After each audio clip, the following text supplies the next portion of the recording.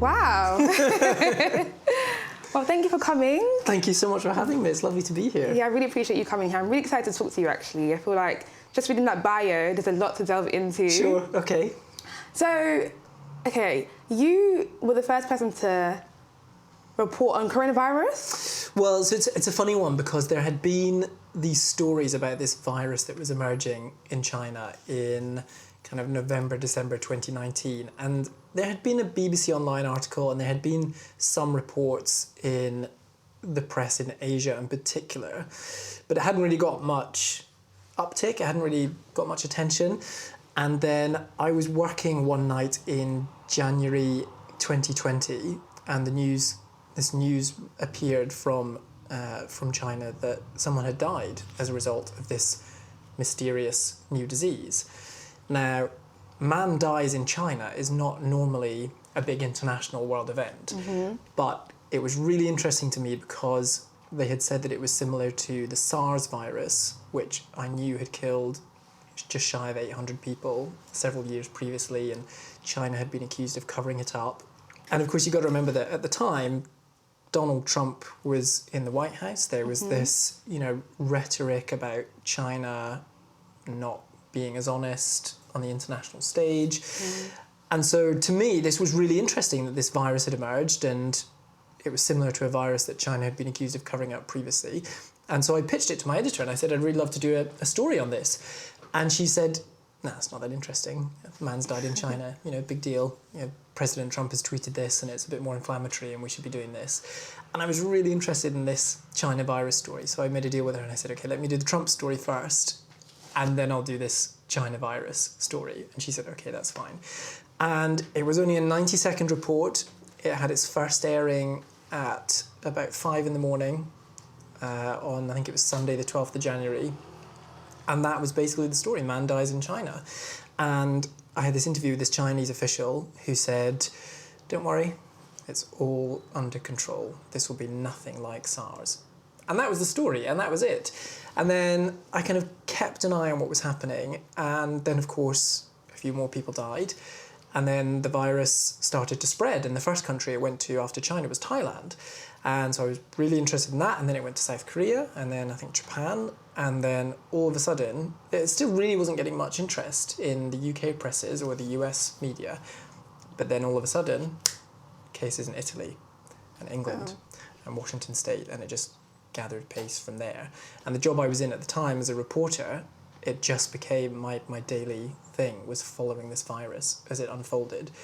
And it's really weird to watch this report back now because, as I said at the time, it was man dies, but it's all under control.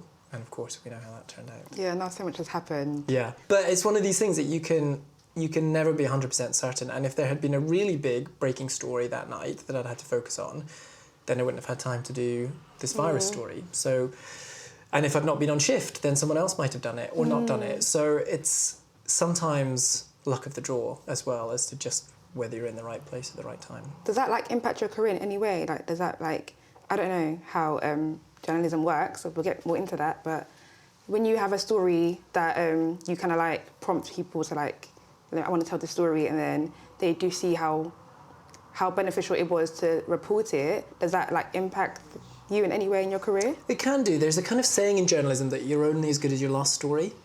And of course, during COVID, because I was following this story, and this virus as it spread around the world, I was appearing on BBC Breakfast, Radio 4, all the big kind of, my story was the lead story most nights.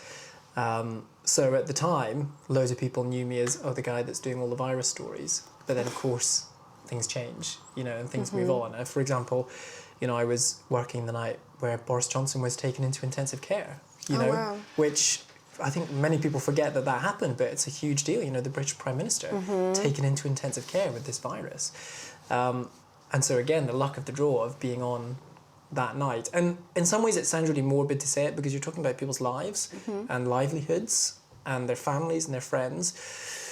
But that is the nature of news sometimes. It can be negatively focused and it can force people into the spotlight. I mean, for example, I have a colleague, a guy called James Waterhouse, who worked for years at Radio 1 in Newsbeat, looking at, news providing news for younger audiences.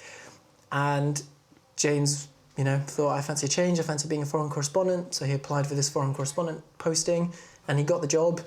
And the posting he got was a relatively quiet posting to a relatively stable, safe place. And that place was Ukraine. Oh, wow. And a few weeks later, Russia invaded. And before he knew it, James was on the front line, body armour, ballistic helmet. And, as I say, it's horrible because you're talking about people's lives and a country at war. But it can be those things that force you into the spotlight and the scrutiny sometimes. Mm-hmm. So you trained people in Africa? So did you go over there? Yeah, I went to Nigeria and did some journalism training with journalists out there. And it's one of these things because as a journalist in Britain, it's very easy to be complacent as to how lucky you are. But you are lucky to be working in the UK, the US, wherever, to have a free press. To be able to, if I go to a press conference with a government minister, for example, I can ask them pretty much any question I want. I can give them a hard time, I can give them a grilling. And not all journalists around the world are that lucky. And especially working for an organisation like the BBC, which is very highly internationally regarded. As I said, I think it's easy to become complacent to how lucky you are, having that brand behind you, having that kind of, British angle behind you, being based in the UK. So going over to Nigeria and training a bunch of journalists there was really interesting and really good fun because you're trying to also get along this feeling of, I guess, empowerment a bit. Like, you're a journalist, you should feel empowered to ask these questions, to scrutinise your government ministers. Although, of course, I fully accept it's a different situation when you live there, your family's there, all this kind of stuff. But yeah, it was good fun. How long were you there for and when did you go as well? Oh, great question. This would have probably been about, maybe 2017, 2018. It was a while ago. And I was just there for a few days doing some training. Okay, where in Nigeria were you? Lagos.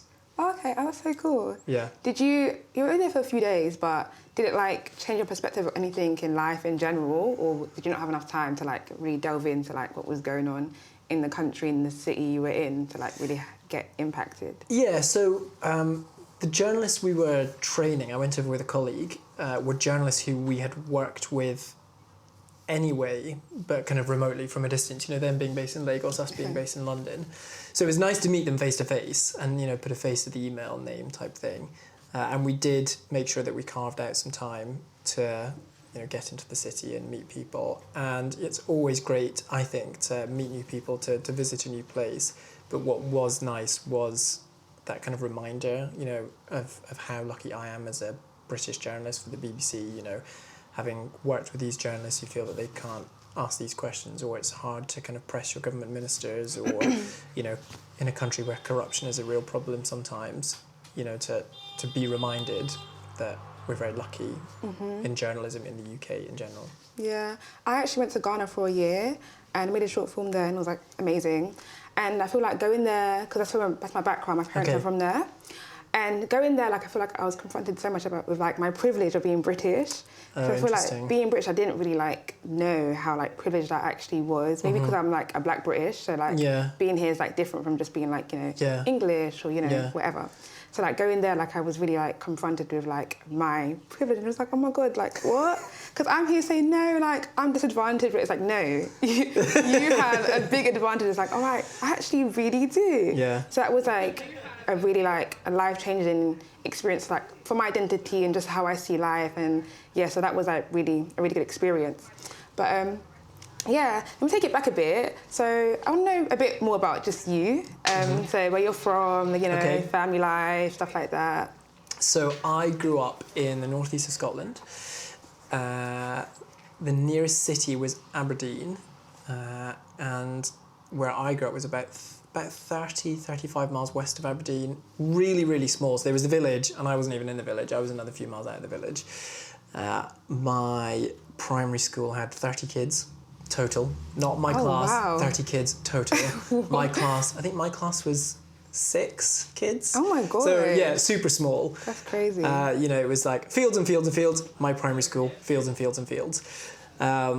I mean, yeah, it was great, and it's one of these things that you sometimes, of course, as a kid, you don't realise, how lucky you are, and so I know it's a cliche, but to be able to ride your bike in the street at night and there's no traffic, and take the dog for a walk and there's no traffic and clean air and all this kind of stuff. So that was where I grew up. I always wanted to get into radio. Okay. I think part of it was because radio was such a big part of my life as a kid, because if you wanted to go anywhere, it had to be in the car. Like your nearest friend was like 10 miles away. So you spent a lot of time in the car, and therefore the radio was on lots. And so I just kind of grew to love this medium where it feels like someone's talking to you. And so I volunteered when I was 14, started volunteering for hospital radio in Aberdeen. And it's exactly what the name suggests. It's a radio station for patients in hospital. And, they've existed for years up and down the UK. And I would give up my Saturday to get the bus into Aberdeen, spend the day at hospital radio, do a show, come home. And then I decided I wanted to do a journalism degree. So I went off to university in a place called Stirling, which is kind of, you've got Glasgow, Edinburgh, and Stirling's kind of up here. And I loved it, and I did student radio again. But when I was nearing graduation, I was kind of very aware that journalism is a hard industry to get into. I mean, it's why you're doing this podcast. The creative industries, media industry, it's really, really hard. It's a lot about who you know necessarily rather than what you know. And I didn't have any contacts. My mum was a physiotherapist. My dad left school at, I think, 15 or 16 to go and join the Navy. And so I didn't have any journalist contacts. And then when I was in my final year, because it's a 4-year degree you do in Scotland, when I was in my final year, we were introduced to this BBC journalist, and I just got his business card and got his contacts, and I just kept in touch with him. And then after I graduated, I lined up an internship, which gave me experience of working on programmes for the BBC at this independent company. And then it went from there, and then I did some freelancing shifts, and then one day was offered a short-term contract, and I was told, this is just 6 weeks. It's only 6 weeks. I promise you it's not going to be any more than 6 weeks. And 6 weeks turned into 6 months, which has turned into 15 years. Oh, wow. So you can never predict the way these things are going to shape down. So when did you move to London? I've been in London twice, actually. I first moved to London in, I think it would have been about 2013. Okay. Just for, I think it was like 6 months. It was just an attachment with the BBC. I'd been based in Glasgow, and I got this kind of a secondment, if you like, to a department that was based in London. So I moved down. I did that, and then it ended, and I had to go back home. And then I moved down again in 2014 for this different job, and I've been here ever since. Do you like it? I do.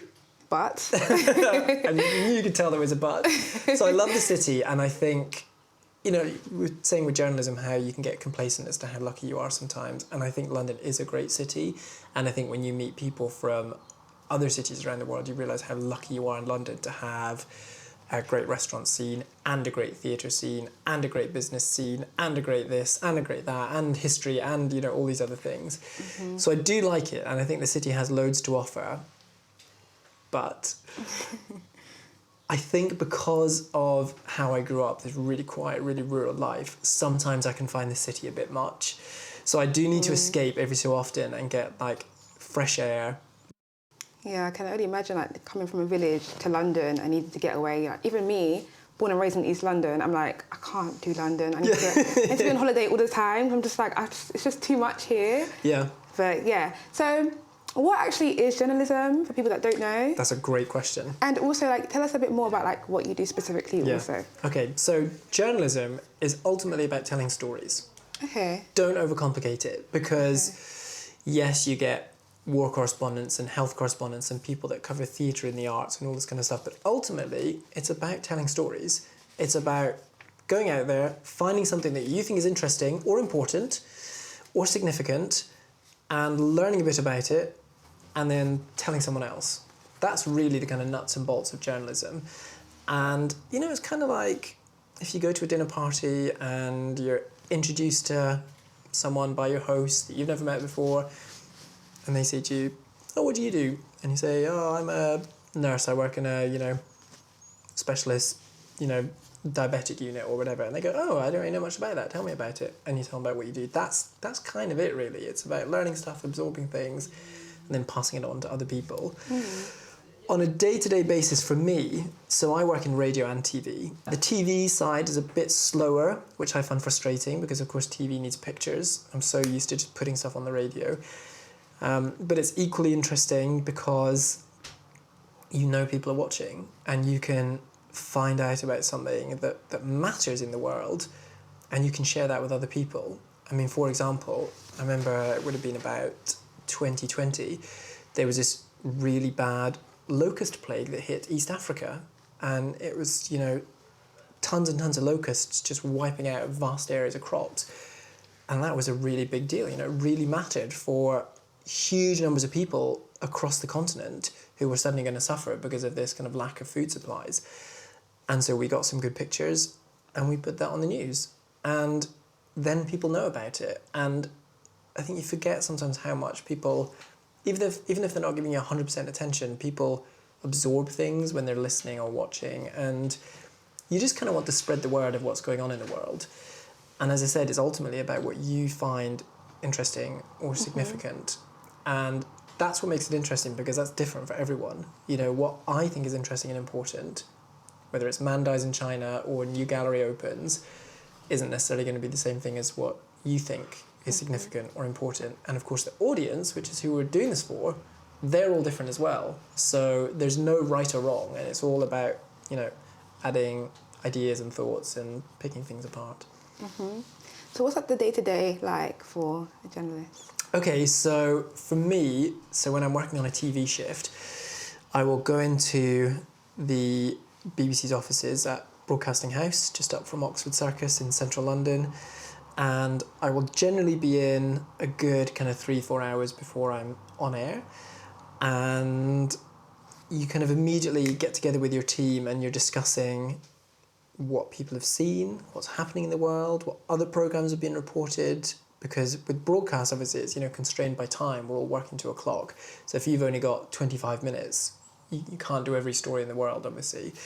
And so you have this really good discussion about what people are following, what they're interested in, what matters to them, and then you talk about how you're going to do it. So, for example, if there's been a development in Ukraine, well, do we have a package from a correspondent who's in Ukraine? Or are we going to do a live interview with the correspondent on the ground? Or are we going to get an expert guest to talk to us about it? Or are we going to get a reporter in the studio? Or am I just going to read a bit of script to the camera? And so you do that for all the stories, and you kind of talk about how you're going to do them. And then the production team starts to kind of, get to work and pull things together. Meanwhile, I go off to makeup and they work their magic on me, and I get logged in at the studio and set up and all that kind of thing. And over the next couple of hours, I will get sent what are called briefs. So one of the producers has maybe set up a guest. Say you're talking about Ukraine, Russia, and they will send you this brief, and it will say, oh, we've got this expert for you. They used to be the US ambassador to NATO. They served in the army, and they're going to talk to you about cluster munitions that America's sending to Ukraine. And the producer will have chatted to them on the phone for 5-10 minutes before, sussed out what they're going to say, and they write these notes for you. And from that, I know what to ask them, what I should ask them, what I shouldn't ask them, and what I can press them on. Because the important thing about my job is it's not about me, it's about the people I'm talking to. I'm not the most important person in the room, my guest is. My job is to get the absolute best out of them. And I'm there really on behalf of the viewer. All the hundreds of thousands of people watching don't get the chance to ask questions to, say, the former US ambassador to NATO. I'm asking questions on their behalf. So, you can ask them a simple question like, do you support the president's decision? And they'll say yes or no because blah, blah, blah, blah. And then you can push them and you can be like, well, more than 120 countries have signed up to a convention to say that these things are a war crime. They kill innocent people. Mr. Ambassador, do you still think it's fair to send these to Ukraine? And it's great, and it sounds really cheesy, but it's just such a huge privilege To talk to interesting people is a privilege enough, but to do it on behalf of people who trust us to do it for them is a massive privilege, and it's one I certainly don't take lightly, and I don't think any of my colleagues do either, because there's a huge responsibility in that as well. Do you have to be confident to do that, or like kind of fake it till you make it? It's a bit of both. So it's, it can be quite nerve-wracking going on TV, because it's live. You hear this countdown, the light goes red, and you're on people's TVs around the world. So it can be quite nerve-wracking. Yeah, it's insane. I sometimes forget how insane it is, but it is insane. And I think there's a bit of confidence in it. I think there's a bit of a performance, but actually what I think is really important is being human. Because, once upon a time, it was very much like, boom, boom, boom, here's the news. I'm a serious, usually older white man telling people the news, this is what matters. And that's not the way the news works anymore. The news is much more, and it should be much more equal and much more diverse. And I mean diversity in terms of thought, like opinions and views and perspectives on the stories that are happening around the world that we all share. So I think you've got to be human. And I think it's okay to be human on the TV. I mean, you have to be authoritative because you know that something's happening, or you are well informed on a story, and you're telling people that this has happened and it means this, or this is going to happen and this is what the Prime Minister said in response. So you do need to be authoritative, especially when it comes to a really big breaking story, because as we've seen with terror attacks or the Queen dying, people switch on their TVs and they want to trust who they're watching. Yeah. But adding the human element is really important, because we're not always interviewing ambassadors or politicians. Sometimes you're interviewing a quote-unquote real person who's been at the heart of a story, a victim of something, or they've lost their friend in a building that's collapsed or something. And I think you have to be human, because the audience is human as well, and that's what they want to connect with. So do you work full-time, Monday to Friday, 9 to 6, 9 to 5? How does it work? No, I mix it up. So I do radio generally 3 days a week. The TV shifts change depending on just what I've been allocated that week. So I might be doing a weekend starting at 2 p.m, finishing at midnight, or I might be doing a Thursday morning starting at 4 a.m, finishing at 2 p.m. So it kind of shifts and changes. So you're a freelancer? No, so I'm staff at the BBC, but contracted to radio, and I do TV stuff on the side as well. Okay. So I mix it up, which is really nice to be able to do both. Yeah, that is really that's really great. So what type of what different roles are you working with? Is it researchers that are finding the stories? What different roles are playing parts for you? Yeah, so there's a bunch of different people that come together, especially on TV, to make something happen. So you've got all the technical people, because TV is highly technical. So you have, in the gallery, you've got directors, people looking after sound, lighting, all this kind of stuff. You've got the floor manager who's in the studio with you to help with any technical issues, get you scripts, get you wired up for sound, give you an earpiece, all that kind of stuff. And then on the kind of production team, you've got journalists and you've got senior journalists, and then you've got an editor who oversees the whole team as well. And then there's always an even more senior editor who's on call, just in case they're absolutely needed. And they're the kind of main components. But what's really nice in the editorial meetings is that everyone's opinions and thoughts and views on a story are valid. That's really good. Which is really nice. And I just know from talking to other journalists that it's not like that at every news organisation. There are some places that are a bit more, I would think, old-fashioned in their kind of, top-down approach. This is the story, this is the way we're reporting it. At the BBC, it's much more equal, which is really nice. So we all know it's so hard to get into this industry. So how can people pursue journalism? Let's say, for example, there's someone that really wants to get into it. They're applying for different jobs, entry-level jobs. What advice would you give them? What should they do? Yeah, basically. Yeah. So you absolutely should apply for things, because you might be lucky. But it is lucky because it's really competitive and hundreds of people are going for these things as well. But you should still go for them. But the main thing about journalism is it comes back to the people, and it's about networking and knowing more people and putting yourself out there. So it's really important for anyone who wants to get into journalism to be bold and reach out to people that you want to contact or you want to be in touch with and you want to be in their kind of circle. And it can feel really uncomfortable and really awkward, especially as Brits. We're kind of not programmed to think that way. Americans are way better at it. But you've got to email people, and you've got to, shoot a note to someone, whether it's on Twitter or Instagram or, LinkedIn, email, whatever, and just be like, hi, I really like your work. I love your program.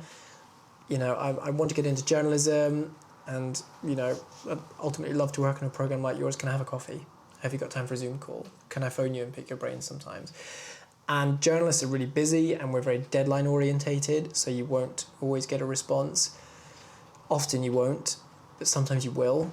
And it's that one response that you can kind of hook onto, and you can kind of work with that. And it's hard work, and it's sometimes really demotivating, because you can spend an entire day, you can send 100 emails and not hear back from a single person. And that can really grind you down. Mm-hmm. But you just kind of got to keep plugging away, because you never know when someone is going to respond. And the other thing I would say that's really important is to be yourself.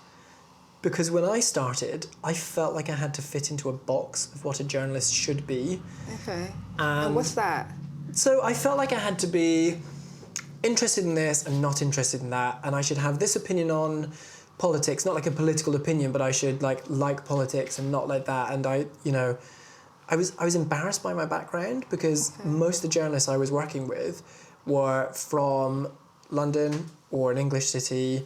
They'd gone to a prestigious university. They'd done work experience here, or got an internship there, or their uncle was such and such, like high position, and it was really, really intimidating. And the university I went to, for example, I loved it. It was great fun, and it was really highly regarded for its media and journalism courses it had. But it was a free university in Scotland, because that's all my family could afford.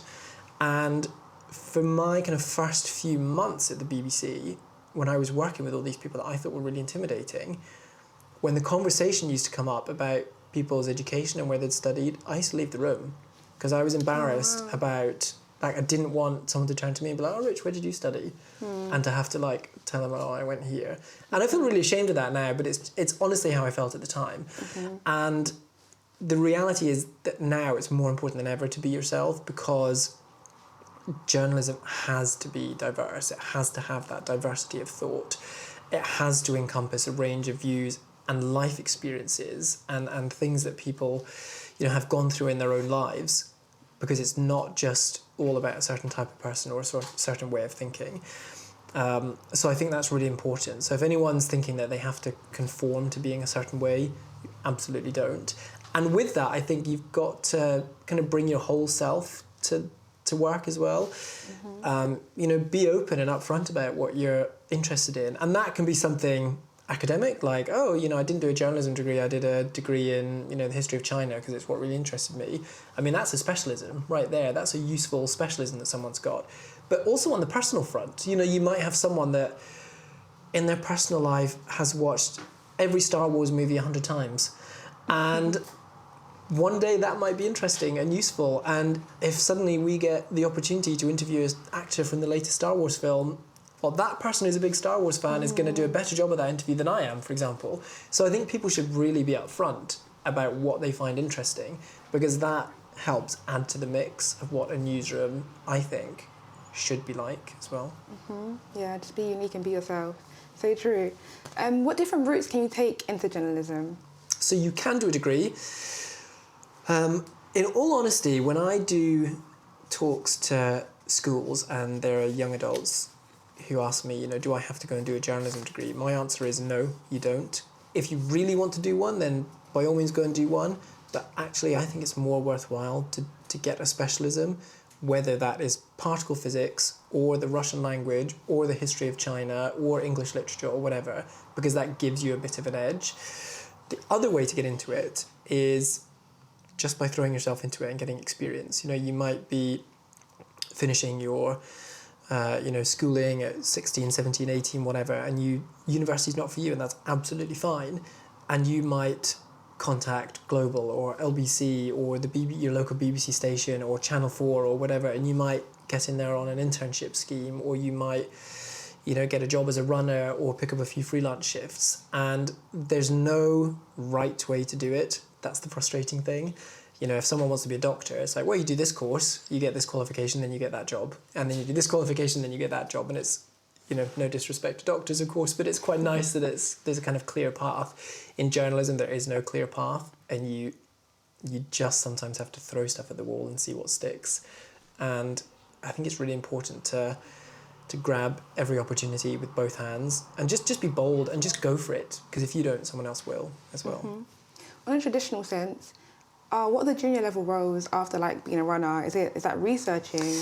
Yeah, so I started as a researcher working in documentaries. That was my first job.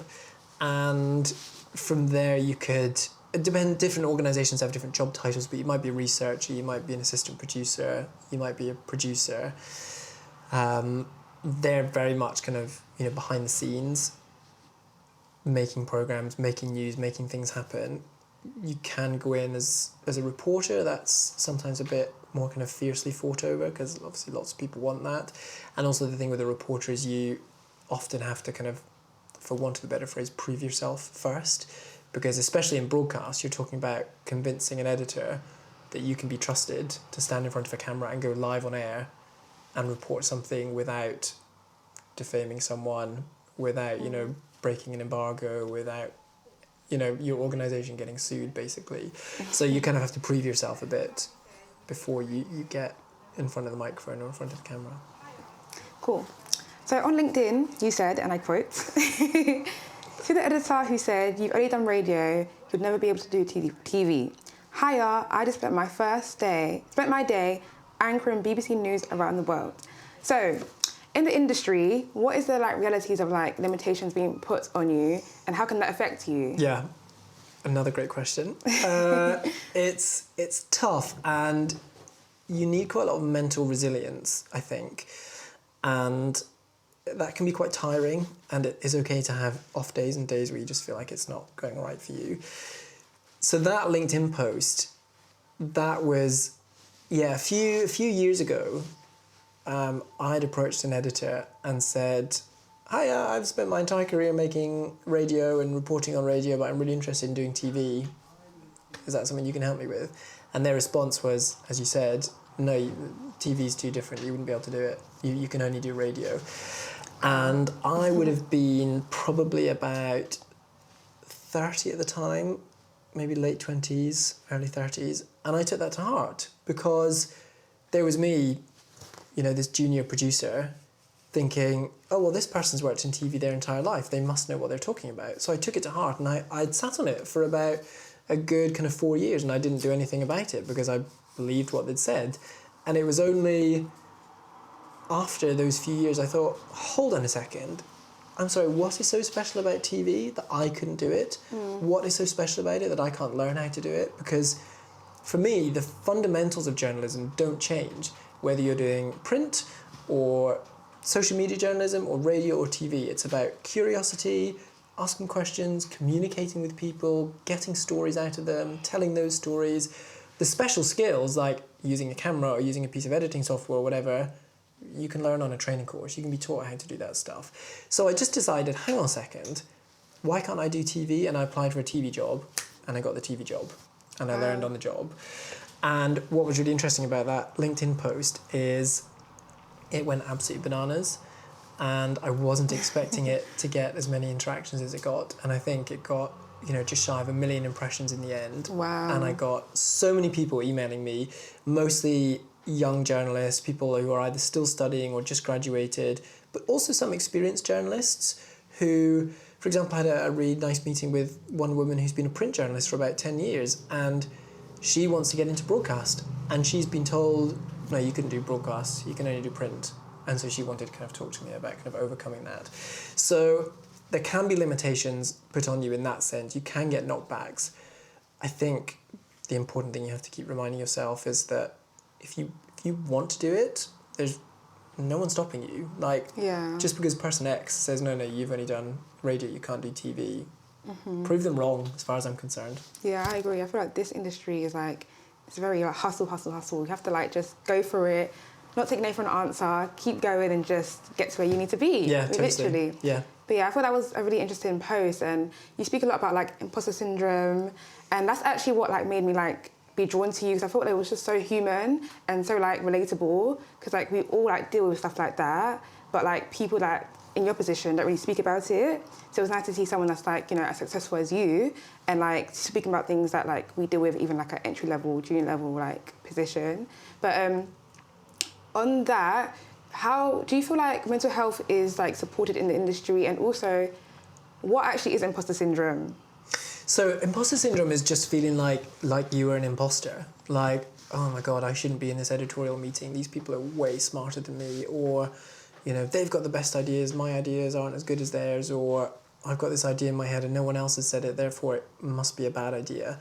That's the imposter syndrome. And, you know, I've had waves of that throughout my career, just not thinking I deserve to be somewhere. And actually, I deserve to be there just as much as the next person. You know, there's no rule that says actually only certain people from certain backgrounds that went to certain universities, they're the only people entitled to decide what's important news. Actually, that's not true. Maybe once upon a time that was the kind of norm. Not anymore, and it shouldn't be. When it comes to mental health in the industry being supported,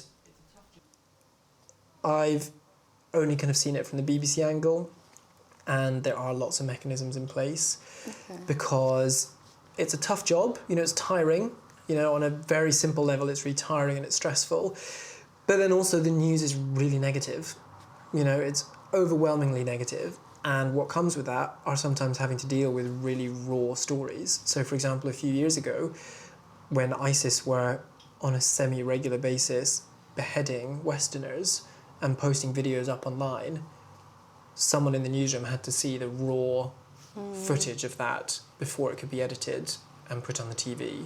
You know, those kind of grained out, you know, blobs that, you know, someone has to put them on, and to put them on you have to see the raw thing. So that can be quite traumatizing, you know, dealing with, you know, for example, the thing that I've actually found hardest to deal with in my career was covering the migrant crisis in 2015, 2016. Okay. And the reason I found that really hard, and this touches on what you were saying earlier about your filmmaking experience in Ghana, is because I was leaving my nice flat in North London, getting on the Eurostar, going to Paris, staying in a nice enough hotel, and then going to a refugee camp in northern France to these people who had nothing, absolutely nothing. And then I'd finish my day, I'd go back to the hotel, have a nice dinner, and then I go back to the refugee camp, and these people had fled war or famine or abuse, and they had absolutely nothing.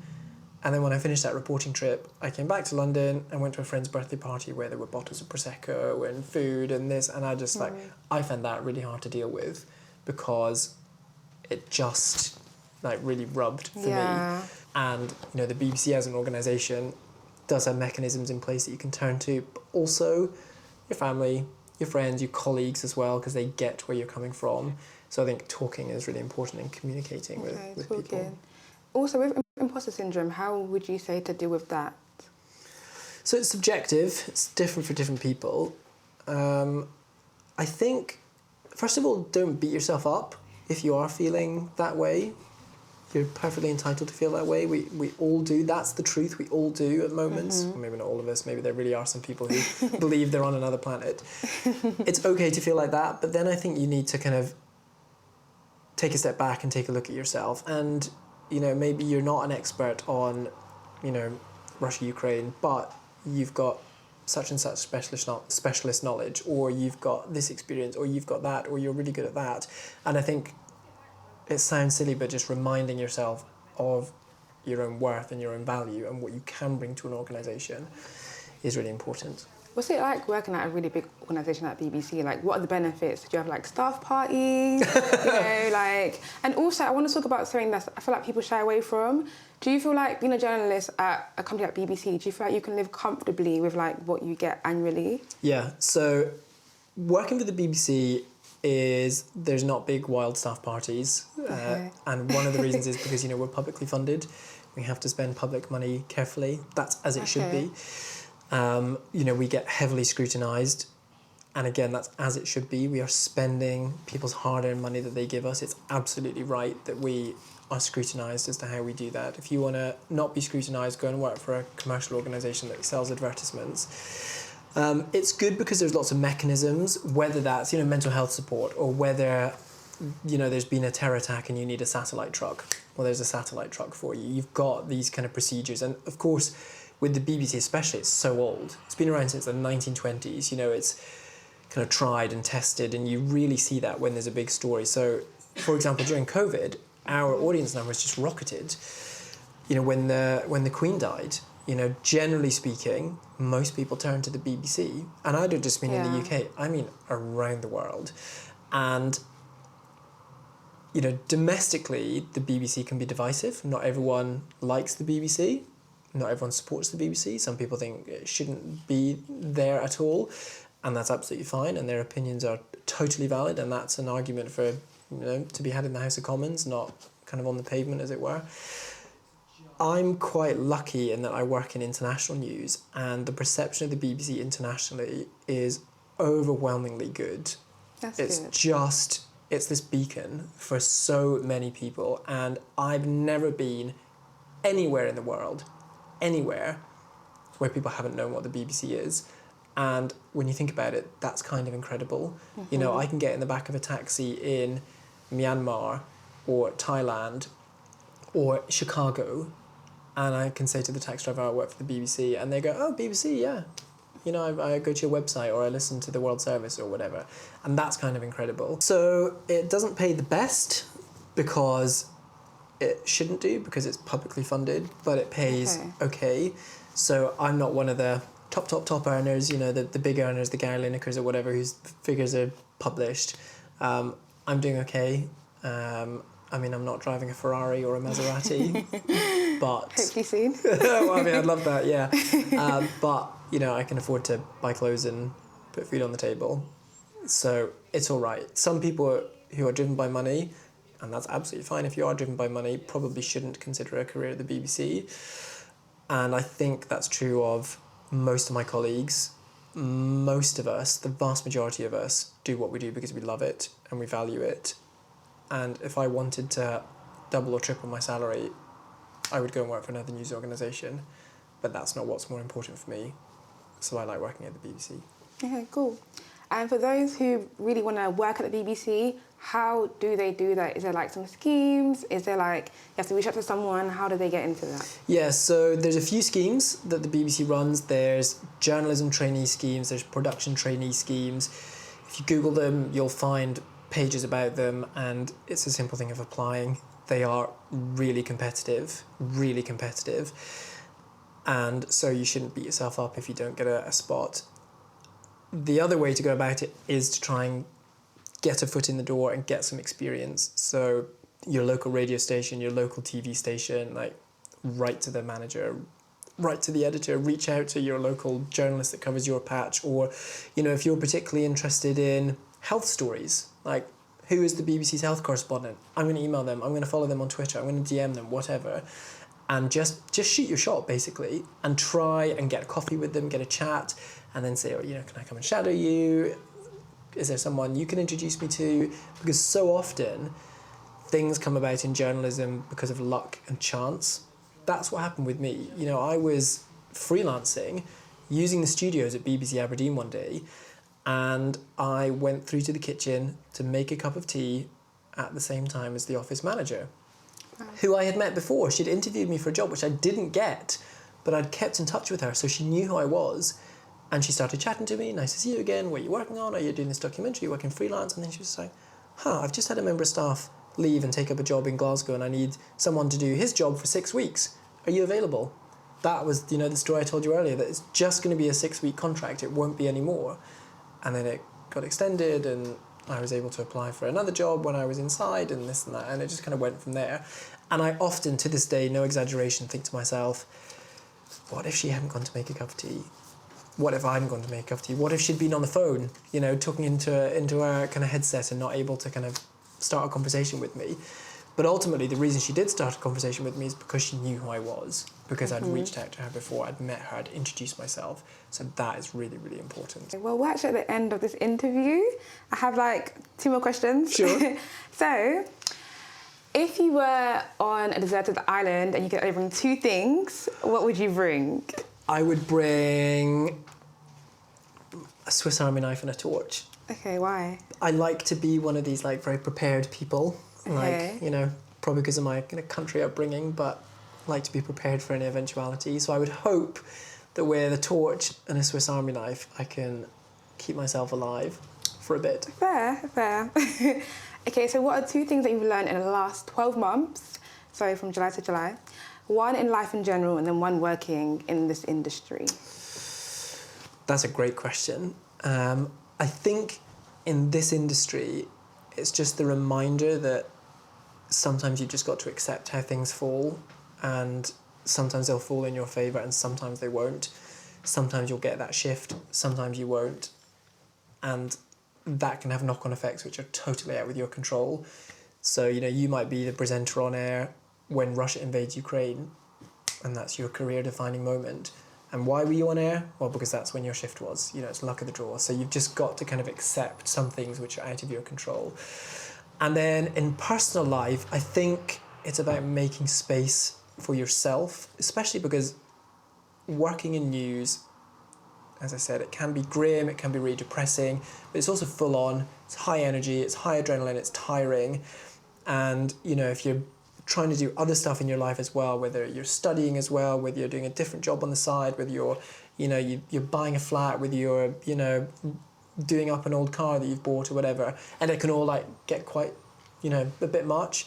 So I think it's important to take time out, have a breather, you know, watch a movie that you've not seen in 3 years and it's one of your favourite movies, take your dog for a walk, you know, play with your cat, something like that. You know, you've got to kind of make sure there's space for you as well.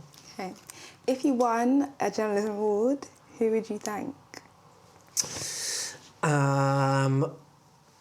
I would probably thank those first producers who gave me a chance when I was a young graduate, and those producers who said, yeah, you can come even be my researcher for a couple of months. You know, there was one producer in particular up in Aberdeen who made BBC documentaries, a really great journalist. Her name's Edie Stark, and she, you know, took me under her wing and really helped kind of nurture me and shape me, but also gave me a kick up the backside. You know, when I was shy, you know, I shouldn't do this, I shouldn't do that. She was like, nonsense, of course you can, go do it. So I would probably thank her. Yeah. Okay, and lastly, what should we look forward to next?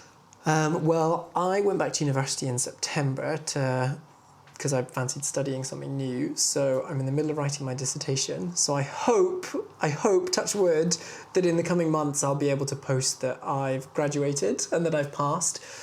And there's actually, on the overground on my way here, I was emailing one of my bosses because there's a story I'm really interested in taking place in South Africa in October. And I'm not going to reveal any more details, but I find it really interesting, so that's my next thing. What are you studying right now? I went to King's to do a master's in their War Studies department in intelligence and international security. So it's all to do with intelligence, like spies, national security, counter-terrorism, human rights, foreign policy. And one of the reasons I wanted to do it was because working in news, you can deal with the subject for 5 minutes and then move on, then deal with something else for 5 minutes, then move on. And I wanted to kind of use my brain in a different way, and I wanted to kind of sink my teeth into something. And I never thought I would be able to do a master's. I always thought, you know, this is something that people with more money or, you know, rich parents or whatever can do. And, you know, I'd saved up and I realised actually I can totally do this. Well, thank you so much, Rich. I've really enjoyed talking to you. Thank you so much for having me. So much. Thank you. It's been great to talk to you. Thank you.